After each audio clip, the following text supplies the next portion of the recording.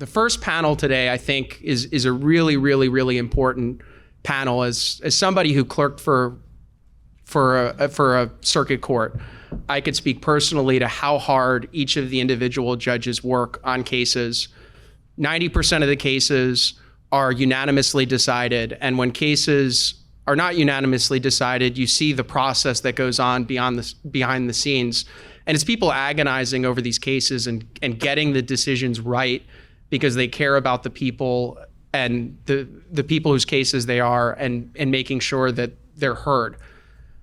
There's a lot going on right now where people are issuing statements that label judges based on the president that appointed them, that report on cases that aren't accurate in terms of the meaning of the cases. You'll have somebody describe a case as this hot button issue, but it's really a standing question. It's not something that deals with the merits of the case.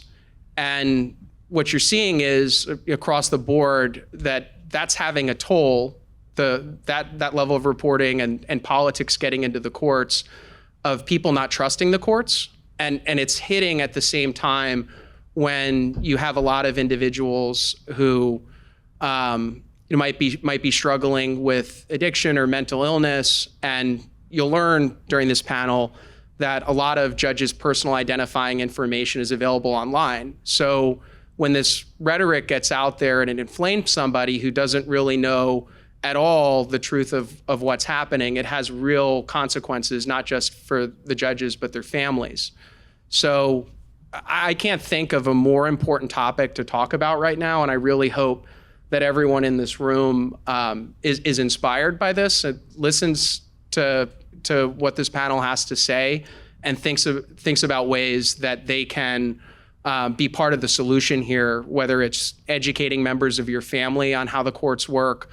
If you ever get the opportunity to speak publicly in a way that doesn't refer to judges by who appointed them, that actually tries to educate people on the issues instead of getting sound bites. I think there's something everyone in this room can do, and I really hope that this really inspires people. To hand things off to Craig Carpenito, who's going to be the moderator of this panel.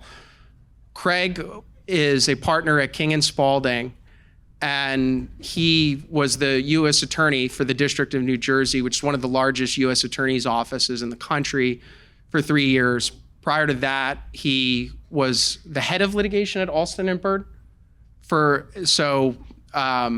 Craig's had a very distinguished career practice in New York, New Jersey, and we're very fortunate to have him here. Something that he'll probably talk about either at the beginning of this event or the end is a charity that he's put on that works at some of the issues we're going to talk about on the panel today. But we're very grateful to have him, very grateful to have Judges Krauss, Sullivan, and Salas, and I'm going to turn it over to Craig. Thank you.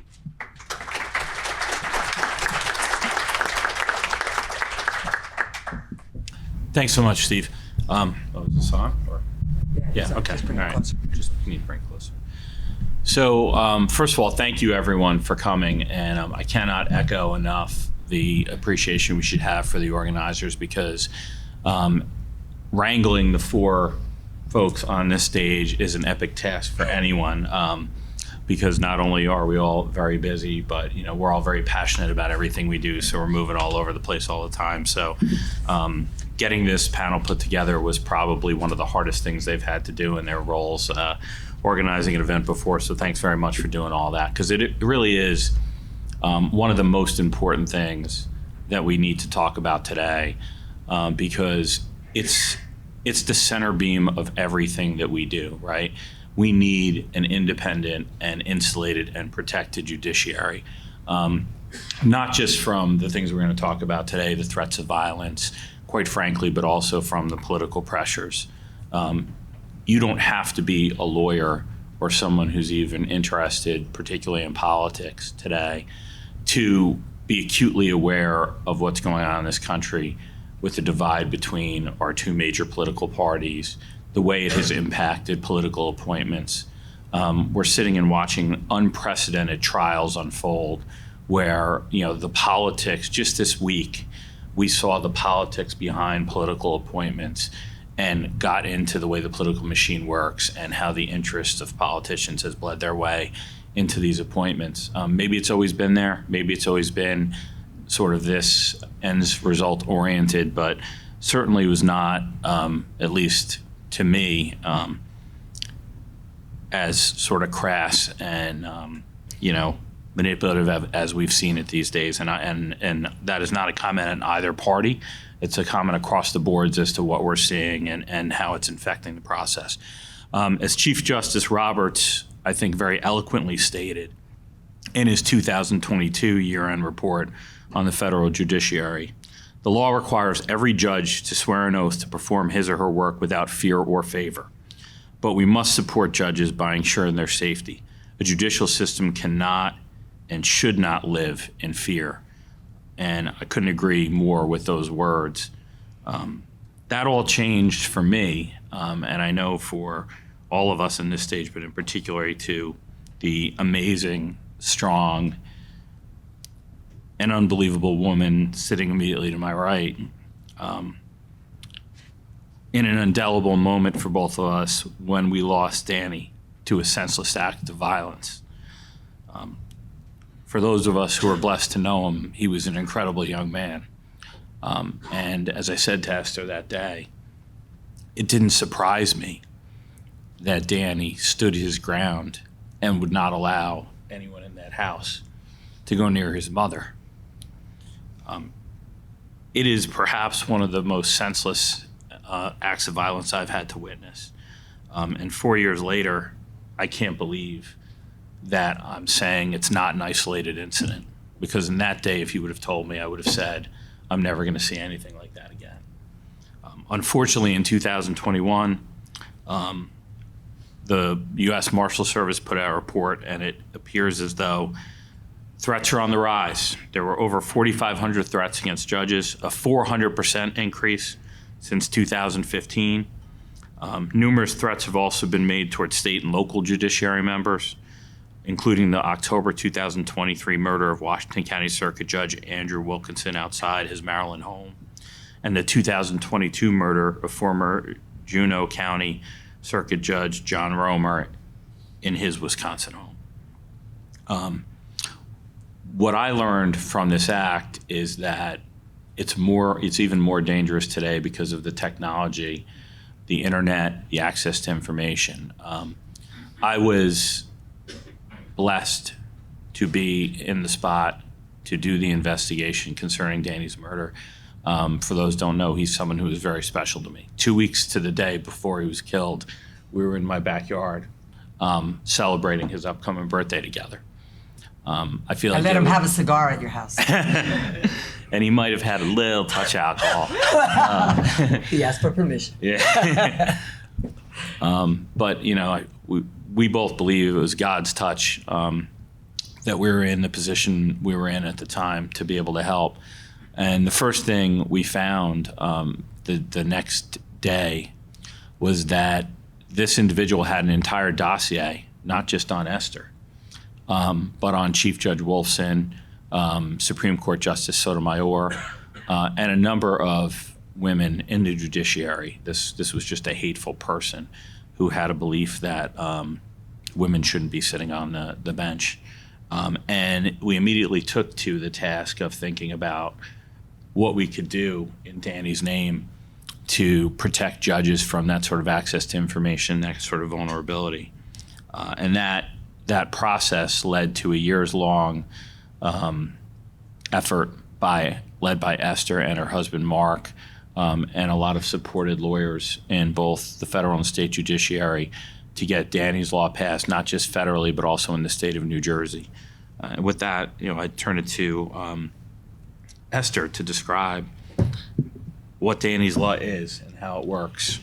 Well, good morning to everyone, and I want to start by saying that much of what has transpired in my life, especially on the dreaded day, July 19, 2020, has been reported on. So I'm not going to spend a lot of time talking about the murder and the attack on my family, but I do want to put a face to it. I do want it never to be lost, what we lost, what this world lost.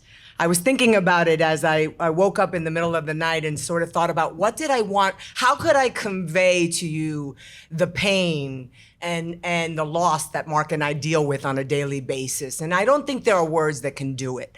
Adequate justice. I can tell you that what came to my mind is what I used to say to him all the time.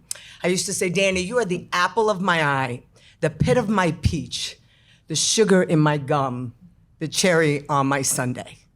And I used to say that to him all the time, and he used to roll his eyes.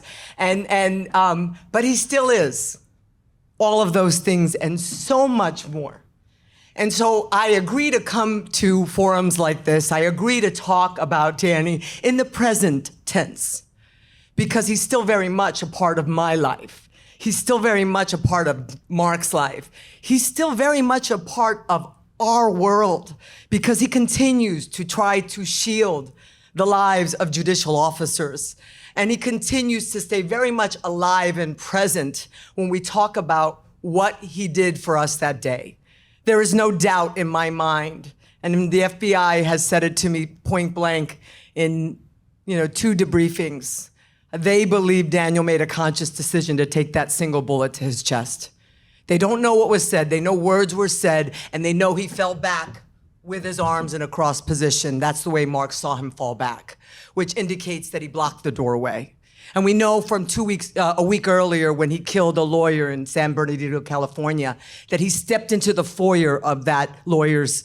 He did the same MO, pretended to be a FedEx delivery driver and delivery man, and insisted the lawyer came to the door, and walked as the lawyer came up, shot that lawyer, not one, not two, but multiple times, and even stepped into the foyer to ensure the job was done. Well, he didn't step a foot in my foyer. We know that from the forensics. My son gave his life as an act of love for Mark and me, and my husband nearly lost his life taking several bullets, which pierced 5 different parts of his body. And Mark is reminded every day when he touches his stomach that had to be reconstructed of what the dangers are if we don't do something to protect judicial officers. So Daniel's law, which was passed actually 4.5 months after our brutal attack in New Jersey, and it took a bit longer in the federal system, but we got it done. We got it done because people rallied together. It's amazing what we can do when we are together, when we're not R's and we're not D's and we're not I's, but we're Americans. And what we got done in the Anderl Act is amazing work, bipartisan work, but it does not answer all of the threats that are out there, what I like to call the clear and present dangers. And so what it does, what the New Jersey law does, is it shields the personally identifiable information for not just judges, active and retired, but prosecutors and law enforcement officers as well. It's a really broad law. It's one we're incredibly proud of. I will leave it to Judge Sullivan to talk about the Anderl Act and the differences between the two, but I will tell you this, that the Anderl Act is only as good as I call it belt and suspenders. The states need to enact their own local laws that complement the federal law. Without it, judges remain vulnerable. Without it, judges are in danger. And without it, so is democracy. Judge Sullivan, can you talk to us a little bit about the interplay between the state and the federal laws and how they complement each other, and to Judge Salas's point, why it is so important that we have both? Nope. Yeah, look, let me first of all say thanks for having me. It's good to be here. I think it's good for the bench and bar to get together periodically and talk about issues that affect this branch, because this branch is not just judges. I mean, every lawyer in this room took an oath to support and defend the Constitution. Very similar to the oath that any of the judges took here. And there's an expectation that lawyers have an important role to play. I'm in New York on the Second Circuit, what Judge Krause would refer to probably as the varsity. But But right next to my courthouse, there is the state courthouse. That's the law and order courthouse. And over the entrance to that courthouse, there's a quote. And it's a quote from George Washington. And it is this: "The true administration of justice is the firmest pillar of good government." And it's a quote from Washington to the first Attorney General of the United States, talking about the importance of this judiciary. That's one of the great experiments here in Philadelphia when they wrote the Constitution, to create an independent, third co-equal branch of government that was the judiciary. The Articles of Confederation did not have courts, and it was a disaster. And Washington recognized the importance of these courts to this new experiment in government. And that really was brought home to me when I was a prosecutor. I will tell you, I prosecuted big cartels. I was in Colombia a lot. I was in Mexico a lot. And in Colombia and in Mexico, courts could be intimidated. They could be corrupted. And these cartels understood that. The expression was, if you watch Narcos on TV, plata o plomo, silver or lead, the bullet or the bribe. But there was an understanding in the early 90s, mid 90s, that couldn't be done here. And so there was a recognition that you might be able to try to intimidate judges. And in Colombia, they killed 13 Supreme Court justices, an act of assault on the institution. But there was a recognition when people got extradited here, you can't corrupt federal judges. You can't intimidate federal judges. This system is a strong, strong institution of justice. And that I still think is true. But I will tell you, I do think today, I've been a judge for 17 years, I think that is a more questionable proposition today than it was when I started. Now, between basically about 1980 and 2005, 7 federal judges or their immediate family members were murdered in their homes related to cases that they worked on. So this is not a completely new thing. But I will say we are moving into different waters now. The level of threats, the nature of those threats, the political nature of those threats, and the fact that it's not just one side, this spans the political spectrum, and these are serious threats that are made more real and more threatening because of technology. This has required a response from the courts. It's required a response from Congress. So Congress finally got around to it with a lot of help from Esther. I don't know how Esther does it. I mean, Esther and I have now become close friends. But I don't know how she can speak about what was the worst day of her life as often as she does. It must rip open a wound every time. But she is determined that no family should ever endure what she has endured. And she's determined that no son or daughter or spouse of a judge will ever have to make the sacrifice that Daniel made. So Daniel is a hero, and he's worthy of a statute that bears his name. Actually, 2 statutes that bear his name. The federal statute is good. It required a lot of compromise. Not that there was opposition to it, but it was hard to marshal support. This is not the kind of thing that people write checks over.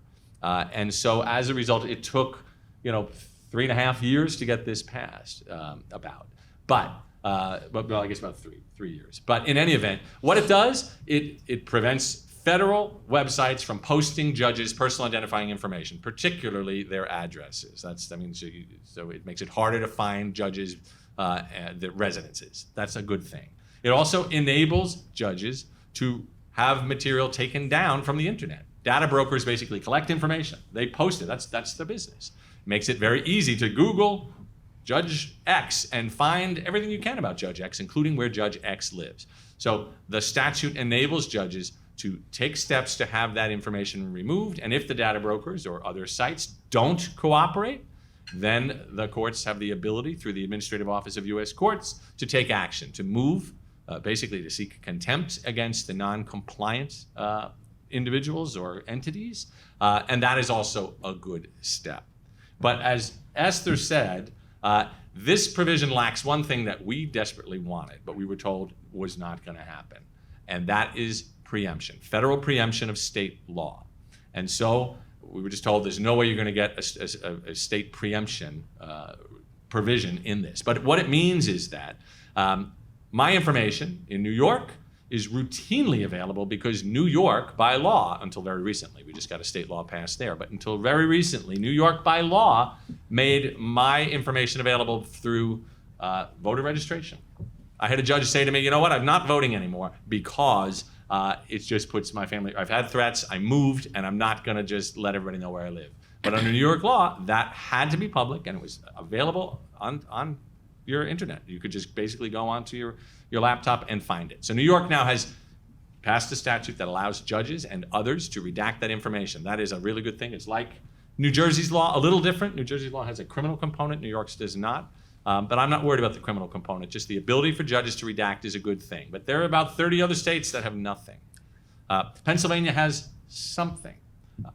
It's pretty good. It allows judges to redact this information. But whether they do it or whether the individual property records clerks or voter registration clerks understand the law and are compliant often requires follow-up. So the U.S. courts have taken steps to make sure that judges have the tools they need. Judges are eligible to get home intrusion detection systems. Basically, systems allow them to remotely see who's coming to their homes, to record that stuff, to make sure that they get warnings if someone's have come into the house. It's a burglar alarm, but with video and remote access. That's a good thing.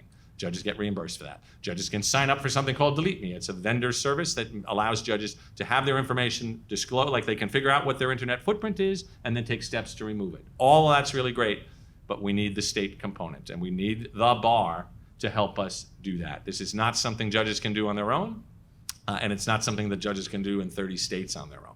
It's going to require partnerships, coalitions to be built state by state. And the other thing I think that really has to happen is we've got to change the dialogue. We've alluded to that before, but it is problematic, the nature of the rhetoric, and it's a rhetoric flowing from both sides. You know, when I had my confirmation hearing, I remember the most surreal question I got was, are you aware of any unconscious biases you may have?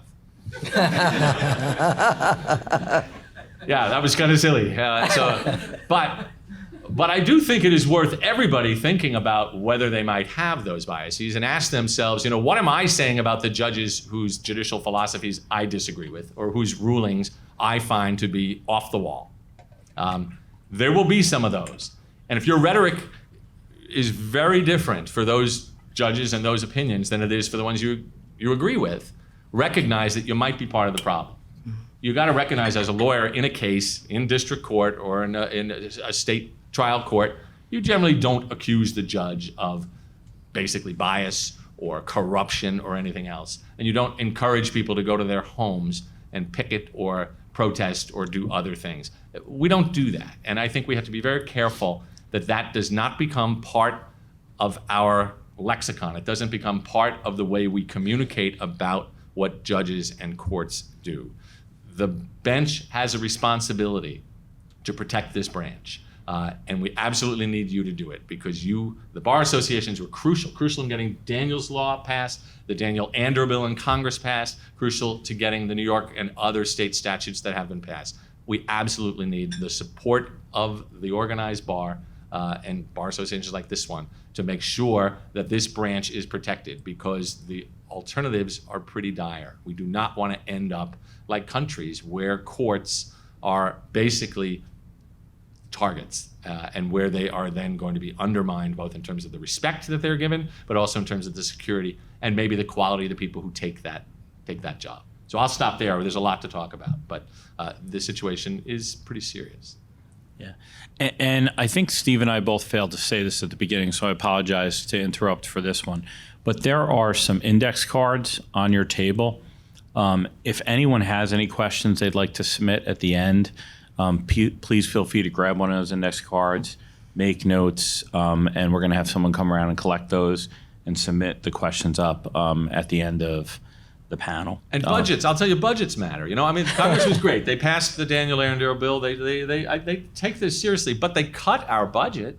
They cut the security budget. Well, they kept it flat to 2023, which meant we can't even keep up with inflation, which means courthouses, which are also being targeted increasingly. I mean, the courthouse in Portland, I have pictures. I mean, I usually have a PowerPoint that I show people. It was under siege for a year. It looked like a war zone. That is a real assault on our institutions of justice.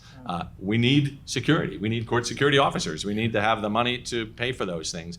And Congress has to basically recognize that you can't get something for nothing, and you can't do it on the cheap. Yeah. And you know, although these threats to the judiciary are not a new phenomenon, at least in my experience, both as an AUSA and in private practice, they usually had a more individualized bent. I mean, what I learned when many of my friends became judges in the state courts is that a lot of the violence is in the family court system, where if there's a ruling that's adverse to someone on whether it's alimony, assets, child custody, that has historically been a hot topic. There have been individualized issues, but it seems now that we're no longer just talking about an individual's interest in the litigation. We're talking about philosophical differences. So, Judge Krause, how did we get here? How has it gotten so far apart? And what, as the bench and the bar, as the bar, can we do to help support it and reduce that sort of animosity? I agree that we are talking about something that is it's a broader issue. It's a broader issue than the judiciary and our legal profession. It seems to me that this is part of it's a symptom that what we're seeing with the judiciary of what really is a broader national problem in a country that is we're founded on the notion that we're fueled by differences. The idea was that having this multitude of people would require, as a Lockean notion, that folks would hear different ideas. There would be different coalitions, and there wouldn't be this ability for a majority to trample on rights of individuals. We were trying to preserve, our founders were trying to preserve these concepts of individual liberty and freedom. But that required, as a bedrock notion, that people could listen to each other and have debates and be able to compromise. That's the foundation of the First Amendment. It's what keeps our rule of law functioning in terms of people's trust in the legitimacy of our institutions. This concept that we have a government that is by those governed. That's premised on the idea that there's trust and faith in our institution of the judiciary. That has traditionally been about judges being impartial, being objective, approaching things by matter of principle. And what we have seen in recent years, that manifesting itself in all sorts of problems up to violence, is an unwillingness to listen to different viewpoints, to listen respectfully or with an open mind. We're quick to vitriol and violence against leaders. We're going to focus today on the judiciary, but as I said, this is a broader problem, and we here, those trained as lawyers, trained in the Socratic method, we've learned how to think about issues from every side. That you can see the arguments, you can recognize merit, you can listen carefully and point out differences, but there are different sides to issues. We seem to be in a culture now where there's prioritizing of just winning above principle, above process. And that erosion in civility more broadly has had repercussions for our institution too. Consider we don't have any enforcement mechanism. When we think about what Judge Sullivan was just talking about, of this is where, if we want to protect democracy, if we want to have the rule of law lasting from our generation to the next that we can pass it on to, people have to trust in that rule of law, in our government. When courts issue rulings, people follow them because they believe in the system. And if they don't believe in the system anymore, if that last bastion, the judiciary, that people expect to be fair and impartial and objective, is no longer viewed that way, that should raise all sorts of alarm bells for us as lawyers, as judges, but more fundamentally as Americans. And speaking of the judiciary, what's the reality? I mean, people are perceiving us in this partisan way, but the reality is that the rule is agreement among judges on the courts. The exception is disagreement. The courts of appeals, when you look at our cases, over 90% are unanimous. And it's usually in the range of 6 to 8% that are where people are writing separately and dissenting. Why do people see it differently? Well, they're focused on those that are most in the headlines, that is, those that come from the US Supreme Court. But we know, although many of your family members and the public may not appreciate, that that is a tiny sliver of the cases that are coming up through our system.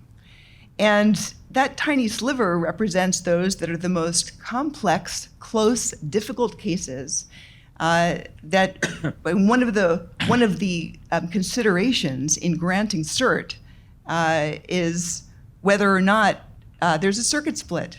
So reasonable minds, the courts of appeals typically have already disagreed about this. That's how close it is. And when those decisions come out and they get reported, there's also a slant that gets put on them that is not only with the names of the president who appointed a judge, as if the president could somehow direct a decision of a federal judge who is appointed for life for good reason. But in addition, that this is part and parcel of some personal or political agenda. And that is not how judges function. Our numbers, those the stats that I was talking about, reflect that.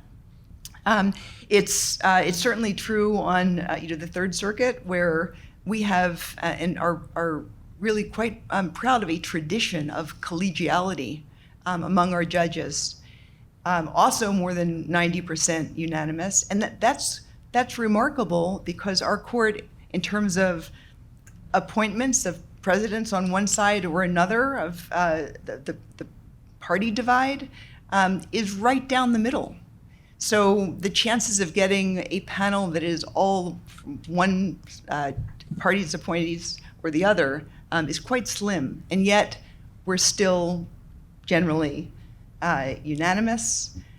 When we disagree, we go out of our way to do so respectfully and on the merits. And we work really hard, and the public may not see this, but it's something that I think we need to talk about and convey to the public, and really should be a role model in many ways for other branches. We work hard to reach consensus, and that doesn't mean compromising principles. It means that we're listening carefully to each other and trying to find the common ground. And if that means we end up with a narrower opinion or framing the issue slightly differently so that we can speak more authoritatively for the sake of trust in our institution, we do that. We make that effort. We have a lot of responsibility on our own side for building that foundational trust when we choose to write separately, how we choose to talk to each other and about each other, writing in ways that are clear and engenders trust from the public. But we need that from all the other participants in this democracy. That's our other branches, where we need our politicians to be rising to fulfill their own obligations to the Constitution, to the rule of law, so that they are helping to promote confidence in the judiciary. And like a decision, dislike a decision, it's addressed on the merits and not in attacks or suggestions that there's some personal or political bias on the part of judges. It's also essential that we work closely, and I'm so happy that I know we have Jacqueline here from Bloomberg Law and others from the press. We need to work with the press because their understanding of what we do and how we do it, what the significance is of a ruling when it's a matter of the standard of review versus a merits decision or a jurisdictional decision versus something that's on the substance of the case, that needs to get effectively conveyed, that there are different sides to an issue. It's easy to resort to sensationalism to sell, and it's particularly, I think, tempting today where, because of social media, the deadlines for turning a story around and a headline around can be in the seconds, and certainly minutes, but taking the time to digest what was really being said and conveying it appropriately. And then there's the bar. And as Judge Salas and Judge Sullivan have conveyed, we can't do what we do and preserve the integrity and faith in this branch, ultimately for all of us in the balance of our three branches, without the bar, without the lawyers and those in this room who care enough to come and think about these issues with us. Half of those who ratified the Declaration of Independence were lawyers. 2/3 of those who ratified the Constitution itself were lawyers.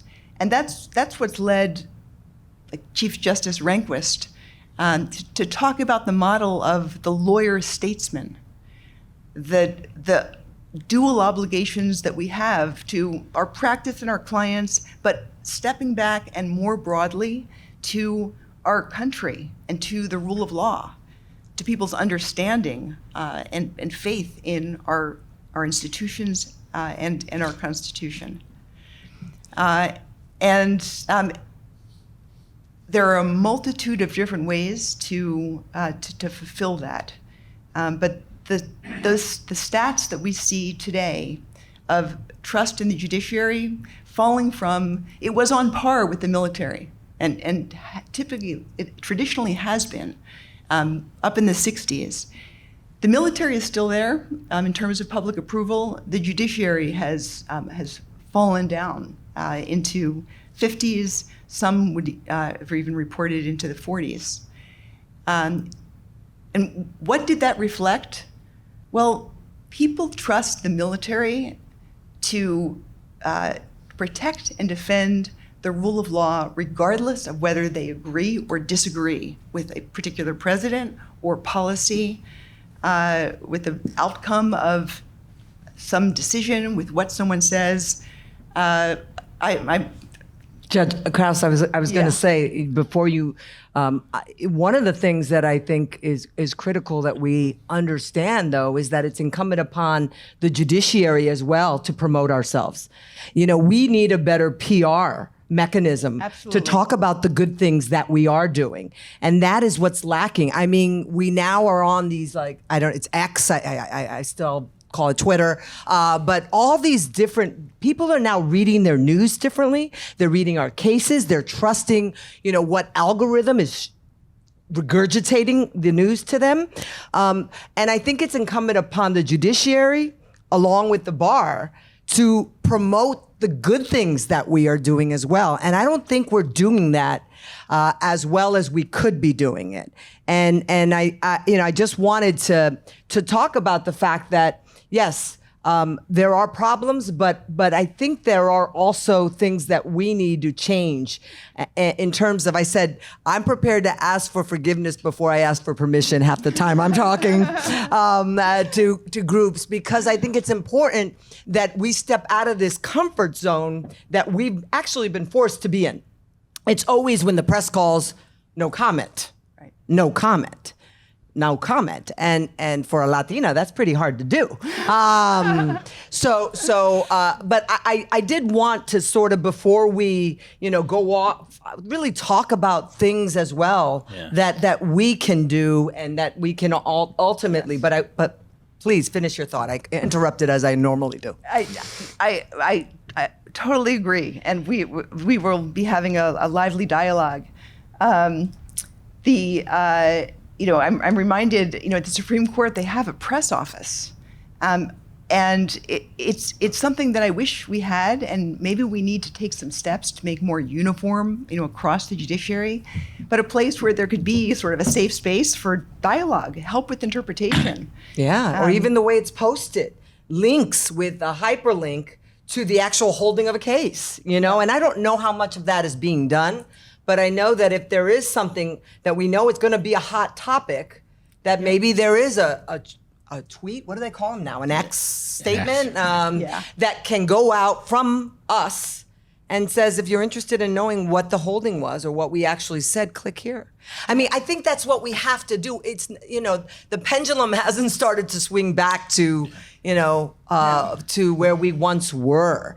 And I think that we have to start pushing for change, all of us in this room, including the way we behave with one another, and the way we're civil, we hope, to one another, and how lawyers speak of judges to their clients when their client is going off and perhaps saying, no, it's not that, but we have, we'll appeal. Bringing us back to civility and how we convey ourselves, the message to our clients. Well, I think a little bit of it too is, and it really struck me, a comment made by Judge Krause while we were preparing, that she may actually be the last unanimous confirmation vote of the Senate Judiciary Committee, of the full Senate. And it goes back to the beginning. It made me think about the fact that, in 2015, when my good friend and former colleague John Vasquez was appointed, he was distraught that he was only voted in by the Senate 98-2. Okay. Today, right, what would any judge do to have that sort of bipartisan support? And a couple months ago, I was approached by former Attorney General Peter Harvey. We all know Judge Biden has made a nomination for the Third Circuit. That nominee is unquestionably qualified. And I was asked as a Republican U.S. attorney to put my support behind that, and I proudly did and signed that letter with a number of my colleagues to show bipartisan support of former prosecutors in the state of New Jersey for that appointee, both federal and state. But it really made me think about what advice and consent is supposed to mean. It's not supposed to be the politicalization of an appointment of a federal judge. It is supposed to be a check and a balance on the qualification of the appointee, not how you think they are going to rule on every case. And when you start with politicians attacking our appointees, our judges, in public hearings, how can you possibly expect the rest of the citizens in this country who are far less educated and don't understand the system to then respect those judges for the rest of their careers? And people wonder why we have people attacking Supreme Court justices. We have people attacking our federal judiciary, our state judiciary. We have to do a better job of supporting these appointees. And that's someplace that I think the bar can really do a lot of good.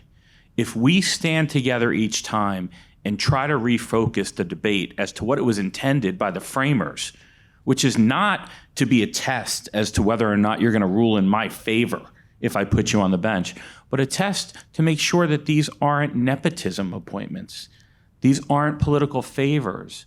but the appointment of people who are qualified to do the job and deserving to do the job. Because any of us, I don't care who you are, you should want a mixed viewpoint on the bench. And that's something that I'm actually quite proud of New Jersey. Our bar associations do a very nice job of going out and polling practicing lawyers and trying to get support.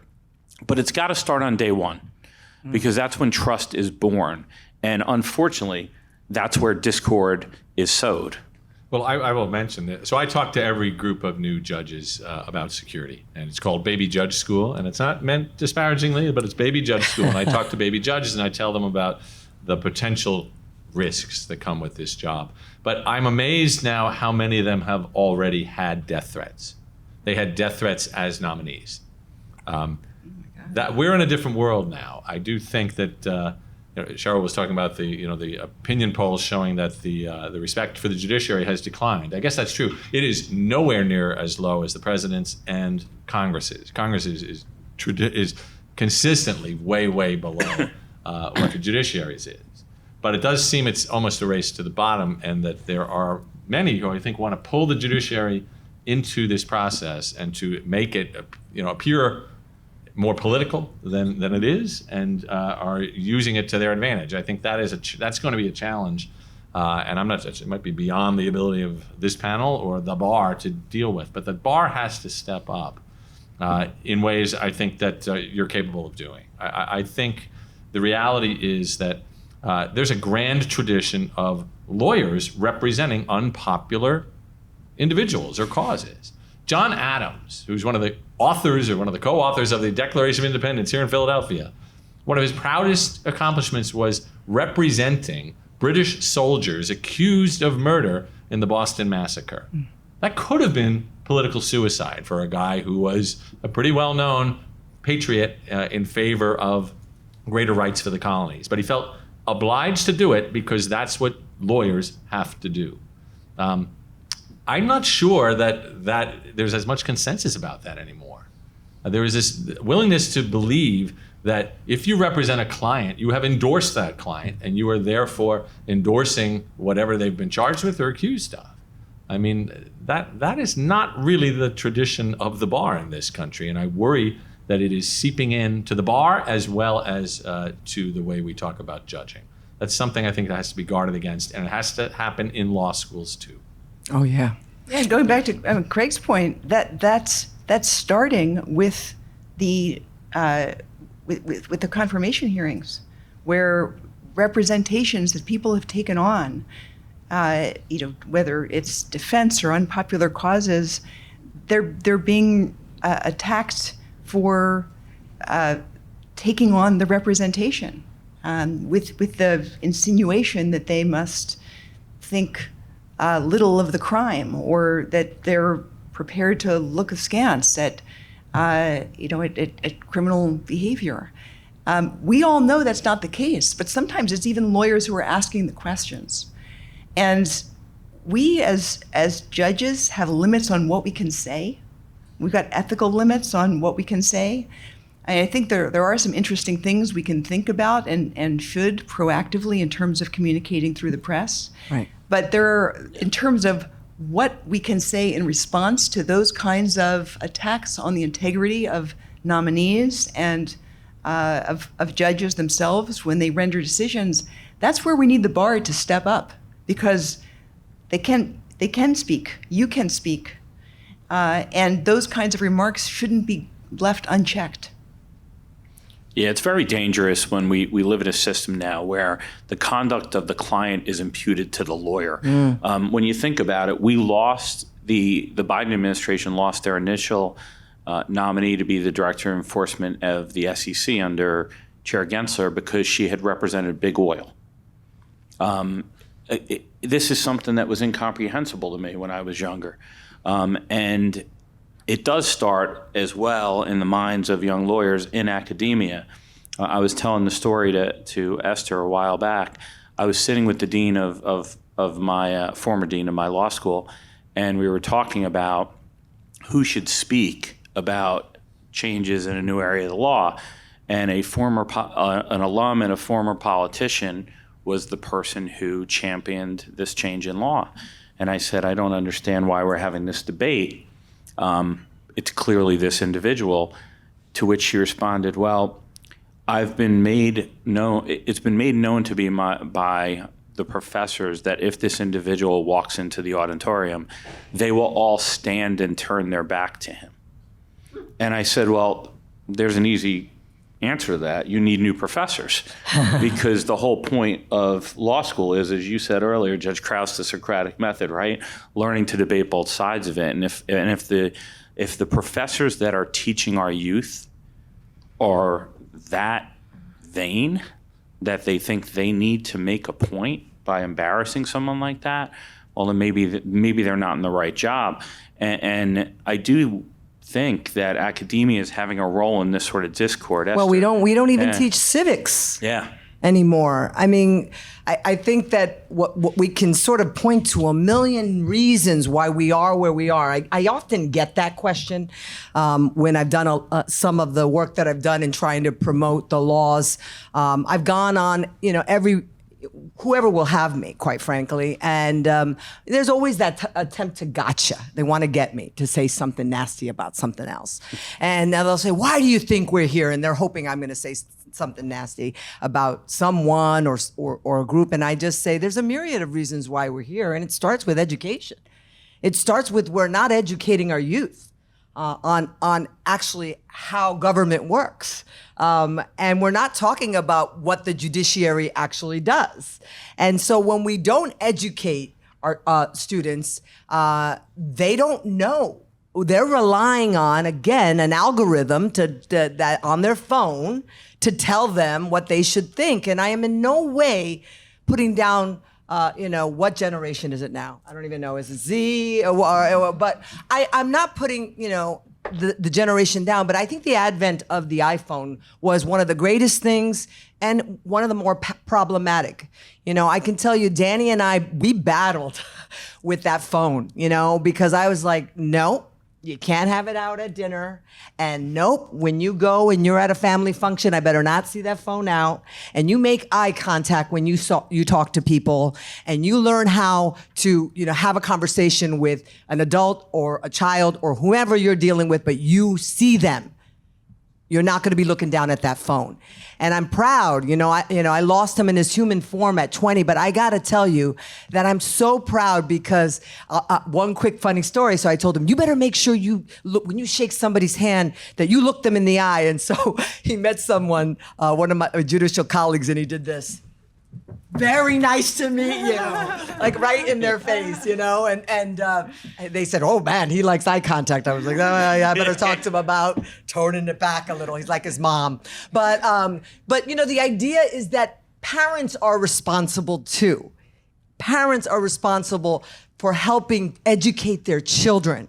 And really, I think, being referees at home, because that's when we're most comfortable at probably being less civil to one another. And we don't talk about differences of opinions at home. And so I think that when we talk about all the myriad of reasons, it starts in the house.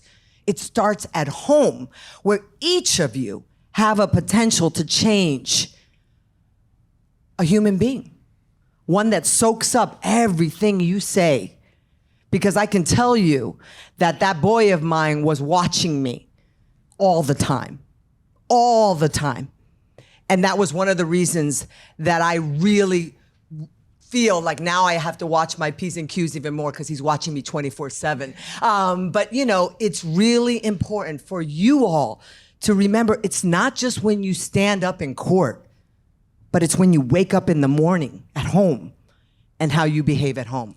Sorry. Yeah, and I'll say the same is true of our children at work, right? I have been blessed to be in positions where I've been able to mentor associates, junior partners for a lot of years, and I'm only now, after I just turned 50, realizing they're all little reflections. Well, little. Most of them are taller than me. They're all younger reflections of me. I mean, I notice that I hear them use phrases I use. I notice that they start to speak and write like me. And if when you go back to your office, even in private, you say all of the things that you wouldn't say in public about your belief about a ruling, an adversary, another member of the bar, it's indelible in their mind because they idolize you. Right. Okay? So a lot of that responsibility has to go to how you decide to mentor, how you decide to bring along. And even if you have a moment, because I've had them, where you let loose a little bit, being smart enough to go back and say, hey, understand that's not really what I meant, or, that's not, this is a common thing. And of course we're upset in the moment on a ruling, but here's how we're going to handle it. Toning it down and bringing it back when letters get a little too vicious, when you see personal attacks. I've unfortunately had in the past year to filed one Rule 11 sanction motion against an adversary, and I'm about to send the precursor letter on another. That's really why this is so sort of top of mind for me. Even when you have to call out conduct that you feel duty bound to call out, you don't have to do it in a way that is vindictive or spikes the football, right? And, it's important when you talk to a young lawyer you're mentoring to say, hey, look, I understand why this is written this way, but remember, we're putting this before the judiciary. We want to wear the white hat. We want to be the civil party here, right? We're calling out misconduct by someone else. The best way to do that is with a very low tone in your voice, right? Advocacy, in a way that you think the court is going to look at you and say, wow, that was really classy. So Yeah, and by the way, Judge, you mentioned baby judge school. I think it's important for judges also to remember how we treat the public, how our temperaments matter, the way we behave, the way we write an opinion, the way we treat a litigant. Are we giving oral argument? I mean, there's a big, complaint about the lack of oral argument in federal court in particular. Are we giving people their opportunity to be seen and to be heard and to at least feel like they have had their day? And I think that's another thing that we need to do. But I'm interested in hearing, from you both as to, what judges can do as well when it comes to judicial security and independence. Judge Sullivan? Well, what you just said reminded me of something a senior colleague said when I first started. He said, just remember, everything you do on the bench, everything you say, every order you issue, every opinion you write, will be an opportunity to diminish or enhance the reputation of this court. And I was like, wow, I hadn't thought about that before. But, it's kind of right. In my courtroom, we get tourists. So, it's New York City. People come and they just watch. And if the judge is losing his mind or just showing a tremendous impatience and anger, that is a bad look. And so I think that's something judges have to be mindful of. I think judges are, in some ways, like the closest thing to aristocracy we have in this country, right? We have life tenure. We can't have our salaries lowered, though we can't seem to get them raised either. But look, I think it is a job. I think that is crucial to maintain judicial independence. That's an important feature of the Constitution designed to keep judicial independence. But it can do a number on a judge's psyche, and I think that judges have to constantly check themselves that they are a public servant. They are not an aristocrat. They're not a lord or some kind of royalty. So I think that is true. But at the end of the day, I think what we have to make sure is that courthouses are safe places. Right. Dallas just about, I think 4 years ago, an armed gunman loaded, basically had large magazines around his belt, dressed in camouflage. He had an AK-47. He was killed before he got a shot off. But that could have been a disaster. That could have been a mass shooting of epic proportions. Courthouses have so many people going in and out at any one time. Jurors, litigants, school children, and we have civics classes come to the courthouse. So that could have been terrible. We had a court security officer shot in Phoenix. Because he was wearing his vest, he wasn't killed. We had another officer in Oakland who was killed in a drive-by shooting after a largely peaceful demonstration, but then someone thought it would be fun to shoot up the courthouse and killed him and wounded his partner at a guard post outside of the courthouse. So it's okay, I think, to have demonstrations begin and end at courthouses. Courthouses are symbols. They're symbols of equal justice under law and the rule of law. That's okay. It makes sense to have courthouses be a focal point of a peaceful demonstration, which is, of course, a First Amendment right. But we have to be really mindful that things can get out of hand in a hurry. The framers were really worried about mobs. That was the great challenge to democracy. That was a great challenge that had derailed democracies in the past. And they thought this Constitution would make it harder for mobs to rule. I have to say, I think these are posing the greatest threat to that adjustment, to that Constitution, because this makes it very easy to get mobs in a moment at a location, including a courthouse. And so that is something we have to be really careful of, and we have to make sure that these courthouses are secure, that they've got the resources they need for court security officers, technology, so that they're prepared. I worry this is going to be a tough summer, folks. A lot of big trials, 2 political conventions. The heat is rising, and so we really need to be prepared, and we can't just wait for a crisis to happen. Just to tout the other side of technology and make sure everybody knows about some fantastic resources that are there and opportunities to participate. Civic education is the work that's being done by the National Constitution Center here in Philadelphia, working in partnership with the Khan Academy, has just been tremendous. Using technology to get into courtrooms all around the country to teach civics.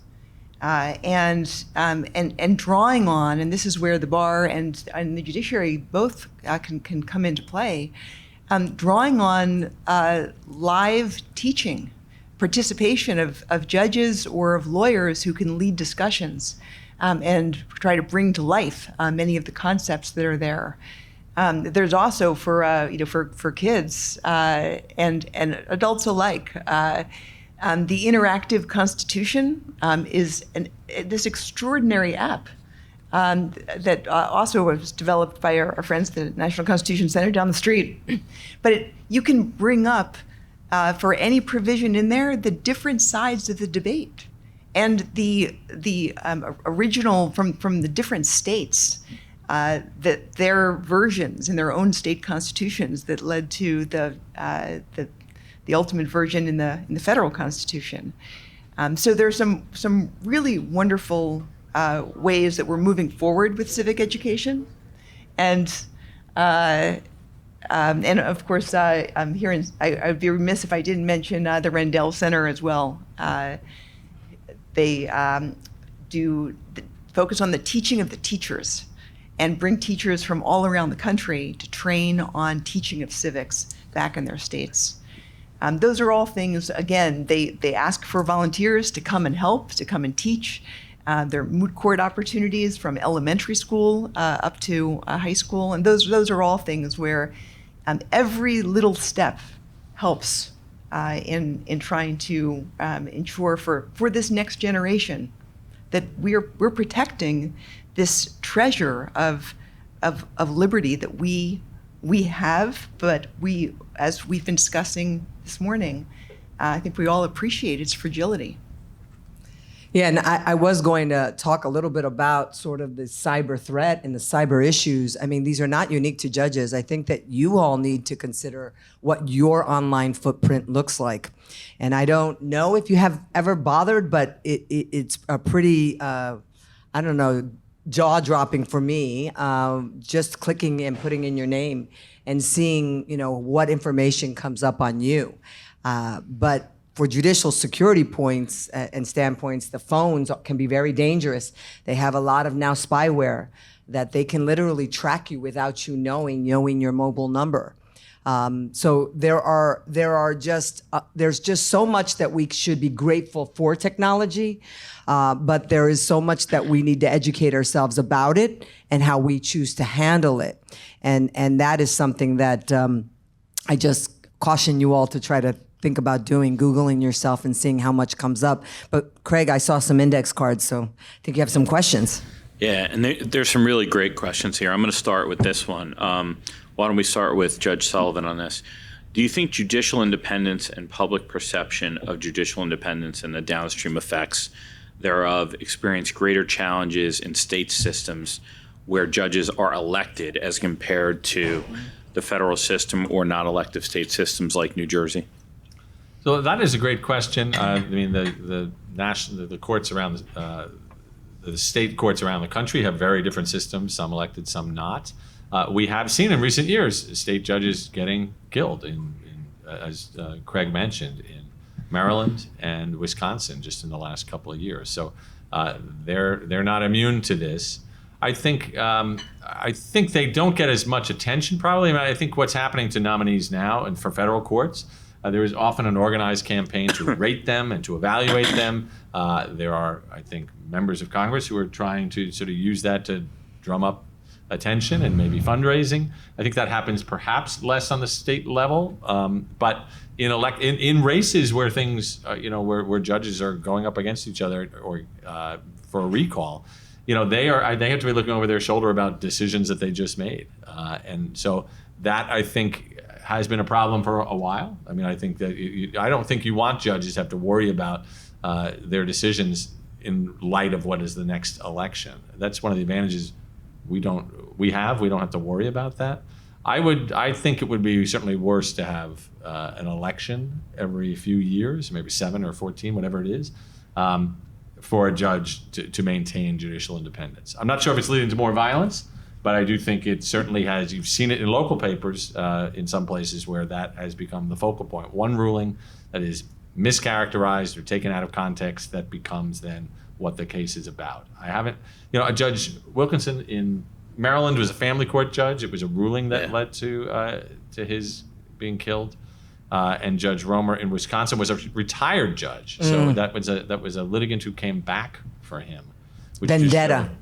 So far, I don't think we've seen as much violence related to sort of elected versus appointed. But I don't know. We're in a brave new world, so I'm not really sure. Okay. Judge Salas, I think this is a good question for you, and I think an important one for the folks here.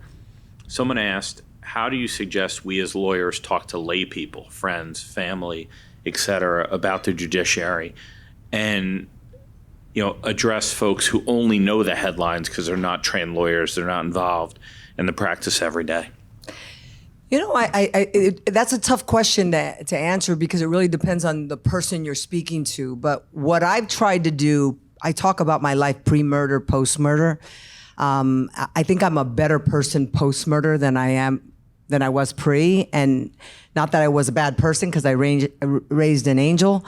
But I've learned I've learned that staying calm, which wasn't always easy for me, and being able to hear someone out and let them get what they want to get out and have a counterpoint that is not aggressive, that you can sort of talk about what you've seen that works.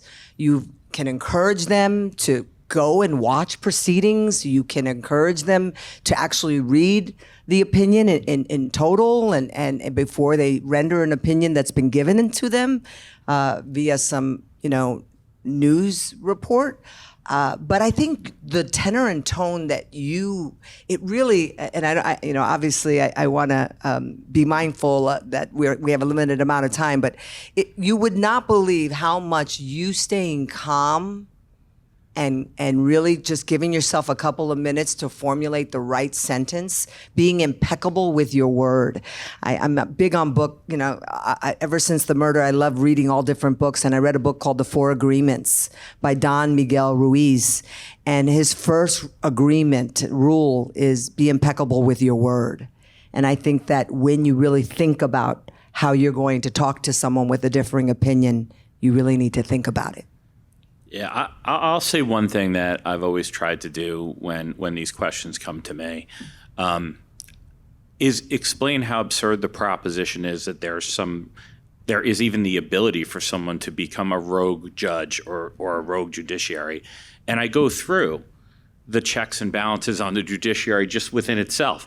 When someone comes to you and says, this is crazy, can you believe what this judge is doing and why they're doing it, I explain two things. One, the lack of any benefit that a judge has to make a ruling that is not consistent with the law.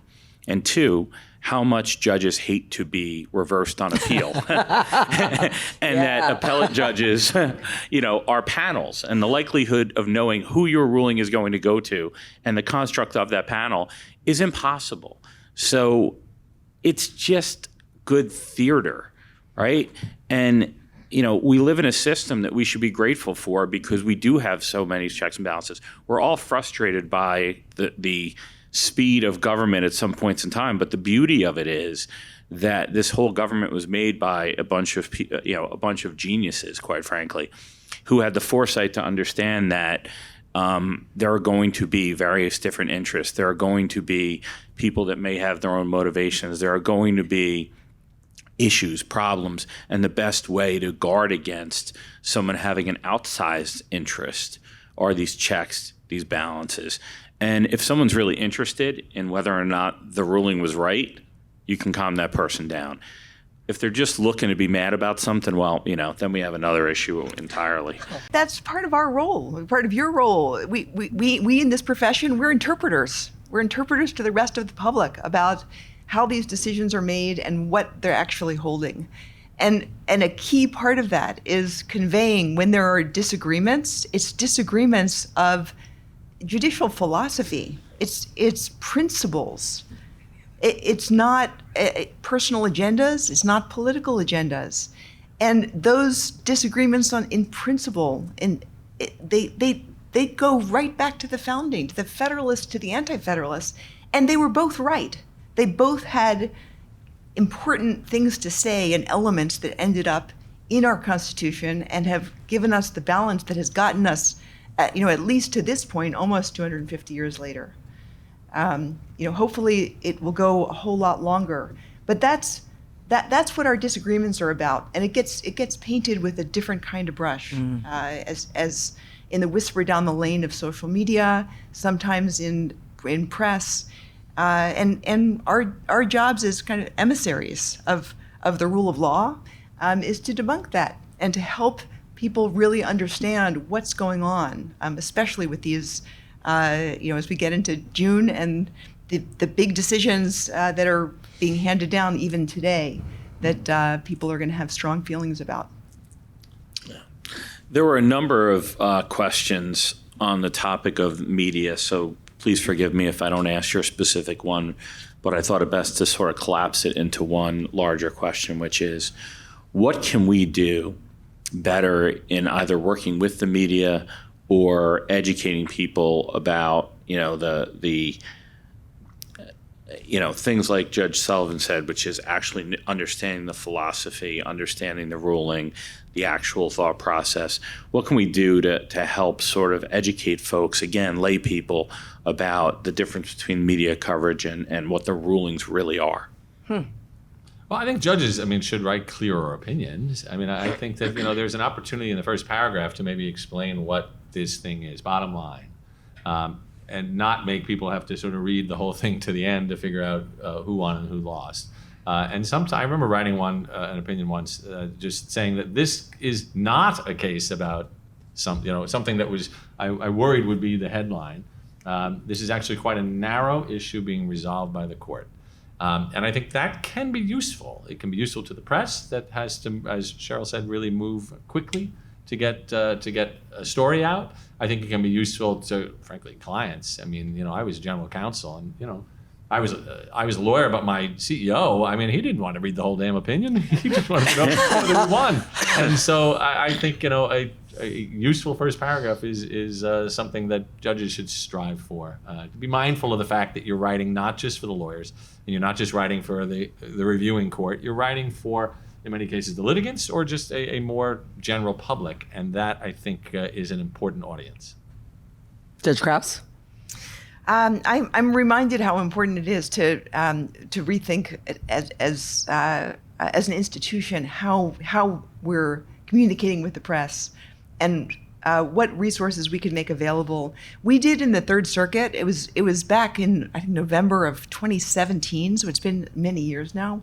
We had a judges and journalists conference, and we had journalists who came in from, it was newspaper, radio, social media platforms, It was a really interesting, provocative conference where we learned a lot about each other and what we sort of want and need from each other, with some ideas of ways to follow up. A lot's changed even with technology in that time, and I, as I see my chief judge has entered the room, I'm thinking maybe we talk afterwards about putting another judges and journalists conference into motion. Well, I said it before. I do think that we have to think of new creative ways to get the message out of what the judges are actually doing. The judges in New Jersey are doing, reentry courts. I run a recovery court. We're creating a pantry named after Danny, and not my idea, but definitely endorsing it. But we're in the community. We're part of the community. We have to be accessible to the community in different ways, and I think it's incumbent upon us to really do our part to let to let everyone know that we're much more than just We are part of the community. We feel the community, and we have constitutional con law days and civics and students coming. And I just would love for us to learn to promote ourselves in a more positive light.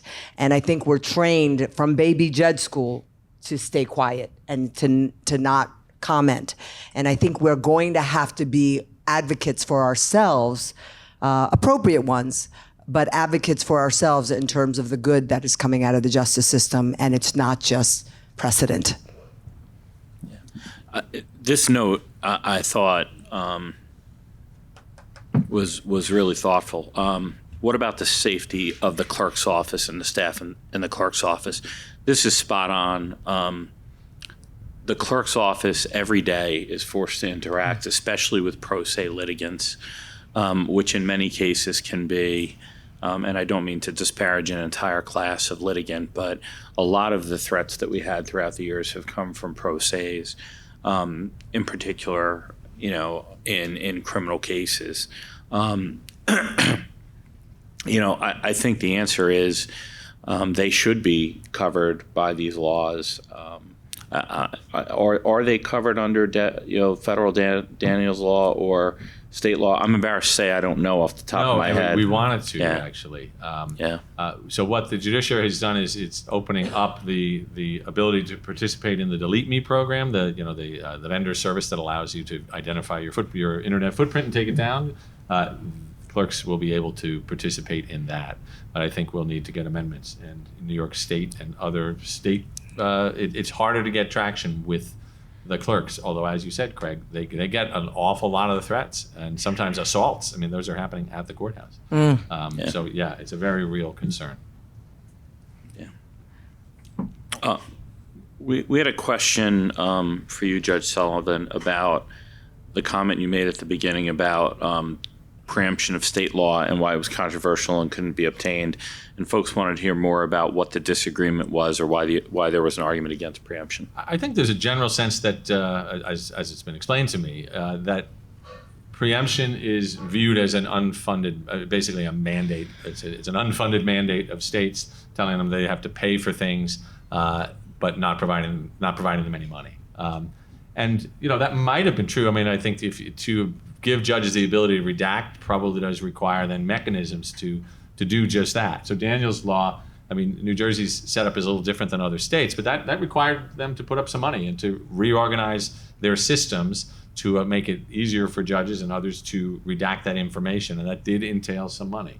Right. And so I think that is the primary concern. I think it's just one of those hot button issues that when legislation has preemptions, it just automatically gets a negative reaction. And just so it's clear, we were trying to get this through during a lame duck session of Congress, which meant that it would have to basically have gotten through on unanimous consent. And we came within one vote of unanimous consent in the Senate. And the only person who wouldn't grant unanimous consent was somebody who didn't disagree with the bill, but he insisted he wanted it expanded to members of Congress.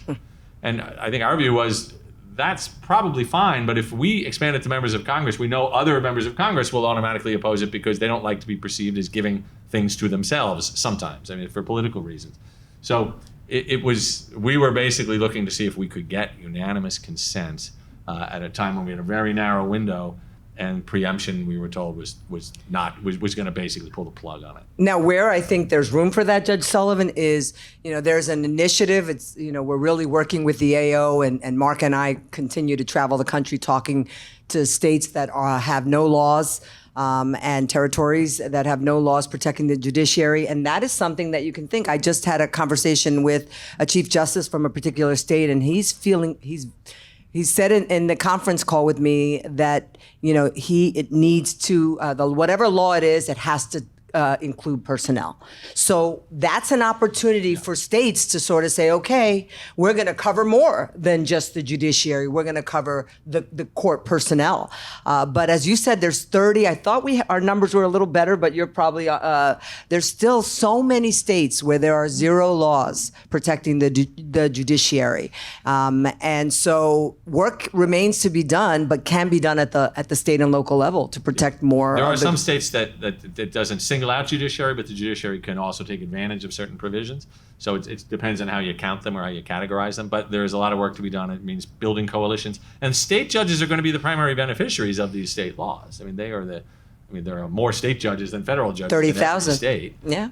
And so, I guess it's understandable that the states probably do have to pony up the resources to protect their own judges, and they should have an interest in that. And I think they do. Again, there's just not a natural constituency for this, because judges don't write checks. But I will say that it's not as expensive as people would imagine. I mean, New Jersey was able to put up the Office of Information Privacy, and originally it was about a $3 million budget. They didn't utilize all of it, and the maintenance for the portal, which is the portal that judges and protected covered people are able to sign up for Daniel's Law, is about $600,000. We had that meeting with Director Campbell. So it is a lot of money, but when you think about what's at stake and when you think about what we need to do to protect the judiciary and democracy, I think no amount of money should be an impediment. Yeah, look, the judiciary budget, both federally and in the states, is pretty tiny as a percentage of the entire government operation. So we're not talking about a lot of money in the grand scheme. Well, we're at time. So thank you guys for being a great patient audience, great questions. We really appreciate you hearing us out on all this. Thank you very much. Thanks.